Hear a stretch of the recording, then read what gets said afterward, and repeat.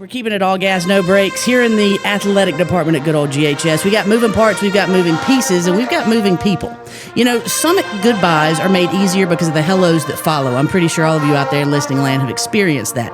It's with that in mind that Adam and I are going to bring you this episode of Behind the G.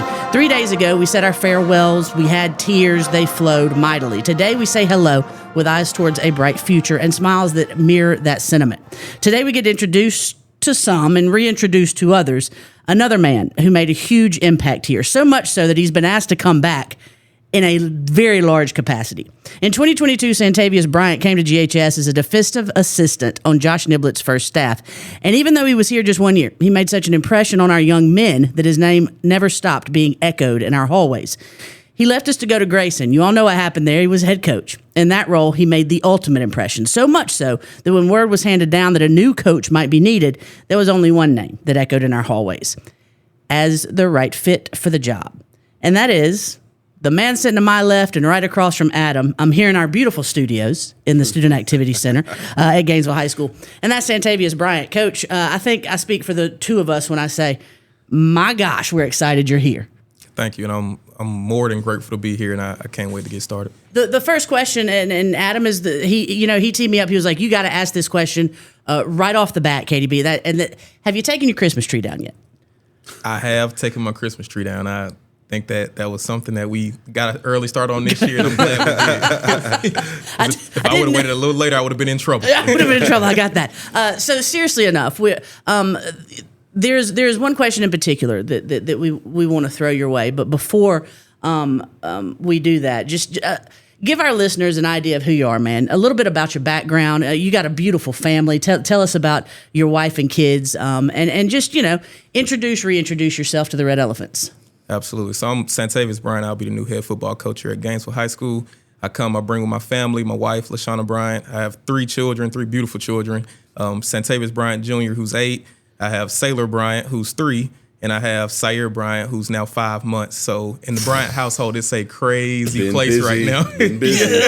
Are you sure you took your Christmas tree down? Okay, listen, good. Yeah, I did it while I was holding my son, probably. So again, man, I'm just a guy that's going to come in and give this community everything I have. For me, it's bigger than football. It's about being able to come in and make an impact on these students' lives. I'm also being able to be a positive influence in this community and be someone that these kids can see and look, and I can model to them what it looks like to be a good father, a good husband, a good man, and also a good leader. So again, my whole deal is to be able to make an impact on them that goes farther than just Gainesville High School. I want this impact and things that they learn here through our program to be something when they're 30, 40 years old and they're running their household, they're running a business, or they're doing whatever their endeavors take them in life, that they can look back on things that they learned here at Gainesville and be able to use it instead of just using the X's and O's that they learn. So those are the things I look forward to. I look forward to making an impact daily. Again, to the Gainesville community, I'm going to come in and give you guys everything that I have every single day. Again, those that do know me know that's not a lie, and they've seen me work and they've seen me around the kids. And again, they'll know that I'm going to love them with all my heart. Again, each kid in this program is going to be like a son of mine. Again, I look forward to them being the role models for my son. So again, I'm going to pour everything I have into them to help those guys reach the dreams and goals that they may have both on and off the field.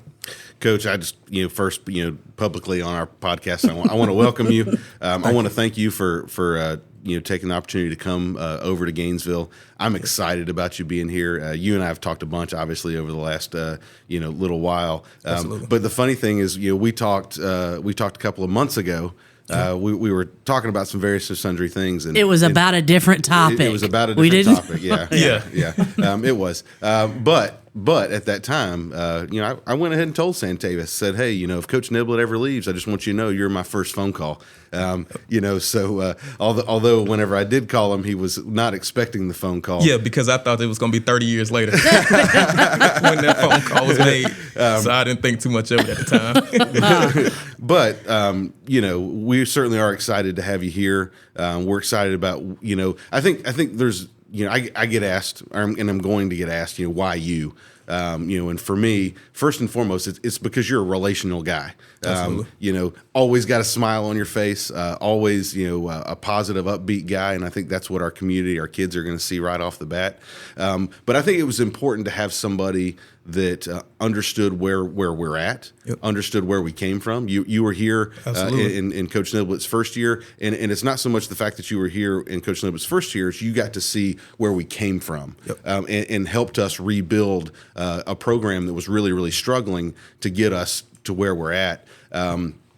But all that to go to, I really want, when we introduce you to kids this morning, I really want everybody to know what your message was to the kids today, what you wanted them walking out of that room, knowing about you, thinking about you, and helping them get excited about the future. Yeah, so my first message to the kids was I just wanted those guys to understand the things that they accomplished last year and the resiliency they showed, and that I, me watching from afar, that I could truly respect that. And because, again, in society today, we have so many children that in times of adversity, they just can't take it and they fold and they, pack things up. But, again, I was able to watch from afar and see these kids continue to fight, can see them continue to just, no matter what, with the uncertain times, that just go. And I've been around kids, a couple years ago when we won a state championship, we had the whole chlorine deal and we didn't play a game for 30 days. Yep.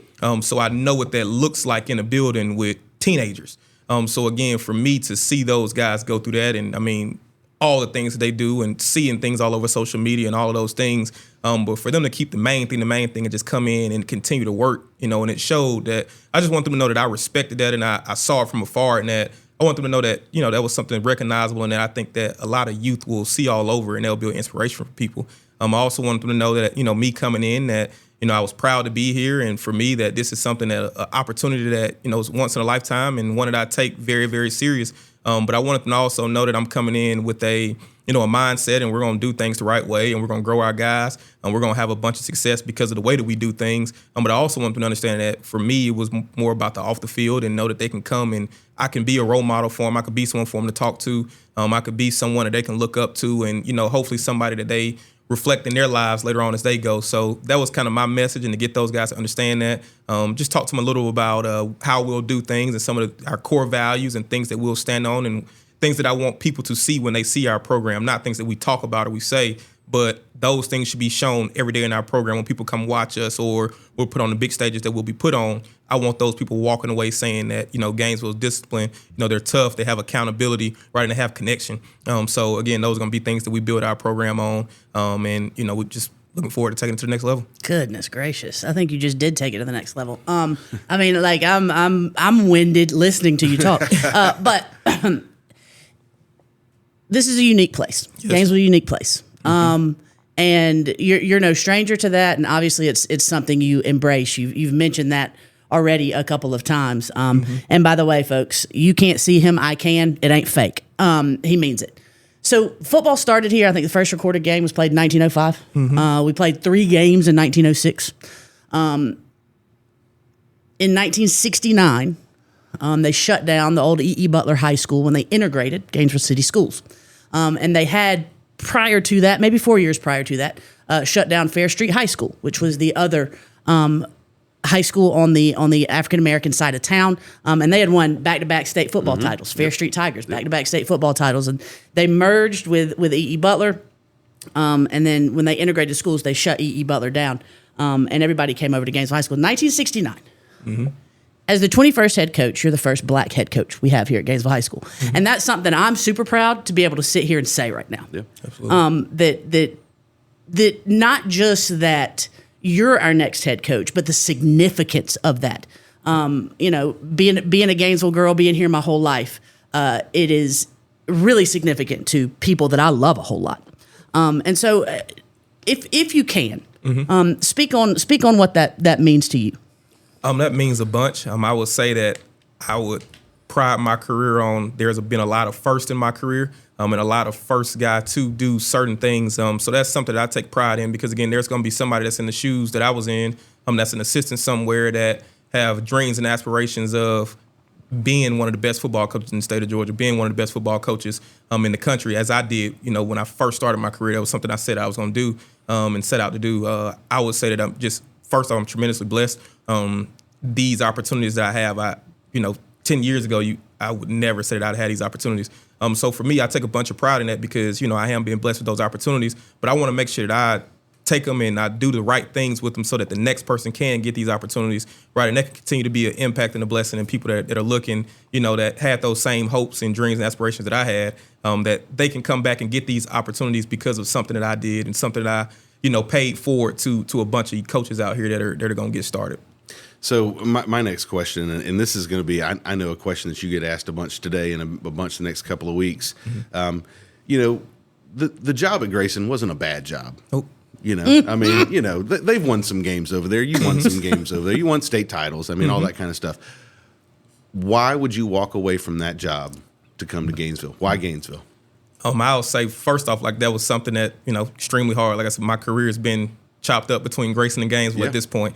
So, things that we done there, we had great times and done a bunch of great things. Absolutely. I would say the thing with Gainesville that stuck out to me was when I left here to go to Grayson, some of my biggest supporters were Gainesville Red Elephants. Yeah. Whether it was coming down there feeding my coaches, or it was coming when you guys had bye weeks into the, coming to games, and I mean traveling now. Yeah.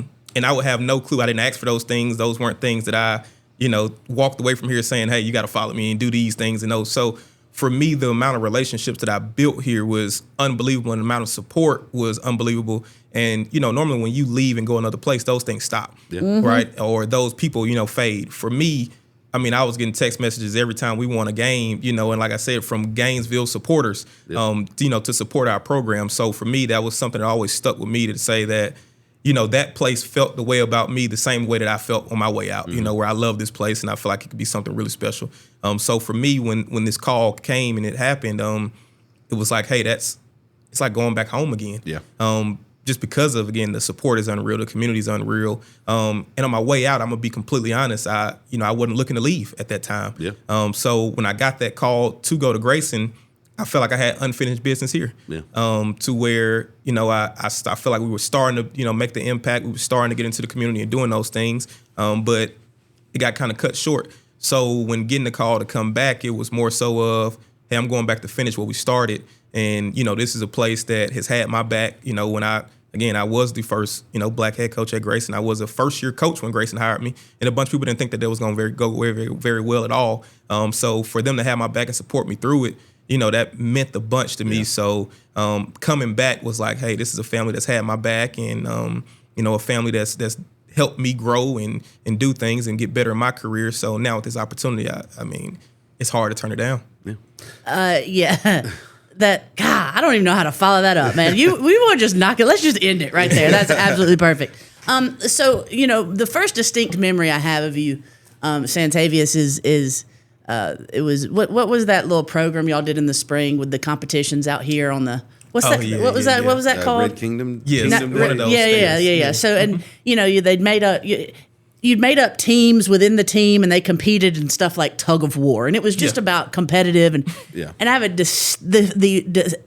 I mean, anytime your name is heard around me, I think about walking out to the practice field to watch what was going on, and I just see this handsome dude jumping up and down, screaming, huge smile on his face, and I was like, who the hell is that? Is he our coach? Like, what is going on? And you were trying to hype the energy you put into that day, into those kids. Not a one-time thing. It was shocking to see at the time for us, because we didn't have that kind of energy in the program when y'all came in. It just didn't exist. And so, you're jumping up, distinct memory. And then you'll know this about me as we move forward, but I watch great coaches. I watch them. And sometimes in watching coaches that maybe aren't great yet, I figure out, that one's got something. You were somebody I watched on the sidelines, and that energy that I saw that first day never stopped. No. Right? So where does that come from? I believe when you're doing it for the right reason and you're doing it for a purpose, that it just naturally flows. When you're out there trying to get a kid to get to his best, and you're doing it for his sake and not yours, that's something that you can naturally have. Again, if it's about me, which I want this community to know that it'll never be about me. I'm all about the kids, and I want them to have their success. And again, like, it's not about my success. I tell coaches this, I tell our kids this. I played a lot of ball. I was a good football player. did what I want to do with my career as an athlete. That's over, right? So now it's about what can I do to pour into these kids for them to do those same things and let football take them further, like in life, like it did me. So again, what I do is, like I told the kids today, every day I'm going to show up to work and you're going to get the best me. I'm going to be highly energetic, and it's going to be tough, and it's going to be firing, and we're going to be fast, and we're going to be doing things at the speed of light. But at the same time, I think when you give those kids that energy, they don't have a chance. Don't have a choice but to rise to get to that themselves. So when you bring it in the room, again, if I can't get the kids to rise and get to that, because I know what it's going to take to win the state championship, I know what it's going to take to be a national brand and all of those things, and I know what it takes to sustain those things, you can't come in here and not bring that type of energy every day, because, again, you'll get passed by. So, again, I want our kids to, model what it should look like, so it's easier for them to follow it, and not just me sit back and say, hey, I need you to do X, Y, and Z, but I'm not bringing to the table my portion of what it wants to be. So that's what, fires that passion in me. Your mindset, obviously, and folks, you can tell out there listening, your mindset's incredible. It is really, really difficult. And along those same lines, it's very, very difficult to go to a program that has been successful and maintain that success. Yep. It is very, very difficult to follow a coach that has been wildly successful and maintain that success. You, my man, are in your second iteration of doing both. Yep. So, how do you pressure's a privilege, right? Do you feel any, or are you just like, nah, bring it. That's what I want. I'll say this. I don't pressure, no, because there is nobody else that puts more pressure on me than I put on myself. Yeah. I have the expectation for anything that I touch or anything that I'm doing for it to be the best, no matter what I'm doing. So for me, that's just the competitiveness that I have. So when you talk about, all the external factors, do I see it? Yes. Do I see it? Do I read it? Do I hear it? All those things? Absolutely. Does it bother me? Absolutely not. Yeah. Because, again, I have the expectations that other may say or do. I already have those expectations for myself. So for me, it's just a deal within me, and, hey, I'm going to push myself to be the very best that we can be. I'm going to push our kids to be the very best that they can be. So, tune out all that extra noise and just focus on the things that matter. Love it. So now that you're official, the rumors are over. Oh man! Hold on. Did you see that? Did you see the graphic we put up of the? So we have this police officer who has been in. You know Spanky. Yeah. Okay, you know Chris. So we put out this graphic. Santavious. It was a joke. We put out this thing. New head coach Chris Spanky Jones. We're like we're taking him out of his Gainesville PD uniform and we're putting him in a big red football. People thought it was real.